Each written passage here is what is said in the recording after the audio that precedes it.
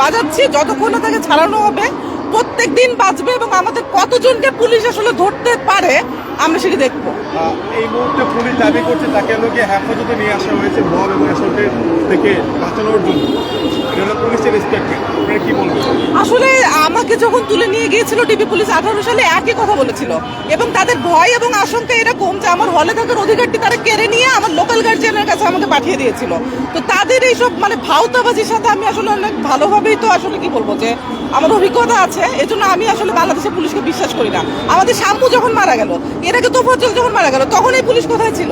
এই যে একটা মানে ছেলেকে বিনা কারণে যে ধরে রেখেছে, এটার কোনো জাস্টিফিকেশন আসলে নাই। আপনার পরিচয়টা বলবেন?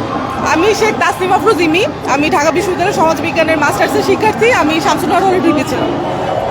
দর্শক দেখছেন এই মুহূর্তে রাজধানীর শাহবাগ থানার ঠিক সামনে একটি মাইকে করে ঢাকা বিশ্ববিদ্যালয়ের শিক্ষার্থী ইমি তিনি একটি মাইক নিয়ে এসে এখানে 7ই মার্চের যে ভাষণ সেই ভাষণ বাজাচ্ছেন এবং এই ভাষণ বাজানোকে কেন্দ্র করে কিছুক্ষণ আগে রাজধানীর চানখারপুল থেকে এক শিক্ষার্থীকে গ্রেফতার করেছে শাহবাগ থানা পুলিশ এবং আটক করেছে শাহবাগ থানা পুলিশ এবং সেই আটকের প্রতিবাদ স্বরূপ শাহবাগ থানার সামনে মাইক নিয়ে এসে ঢাকা বিশ্ববিদ্যালয়ের শিক্ষার্থীরা এই 7ই মার্চের যে ভাষণ সেই ভাষণ তারা এখানে কিন্তু প্রচার করছেন।